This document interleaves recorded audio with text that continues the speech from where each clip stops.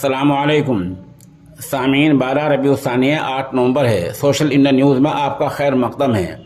خبر کا عنوان ہے: صحافیوں نے گورنر کے خلاف جلوس نکالا۔ معاملہ ریاست کیرل کا ہے، جہاں ٹی وی چینلوں کے صحافیوں نے وہاں کے گورنر عارف محمد خان کے خلاف جلوس نکالا ہے اور ان کی رہائش گاہ تک مارچ کیا ہے۔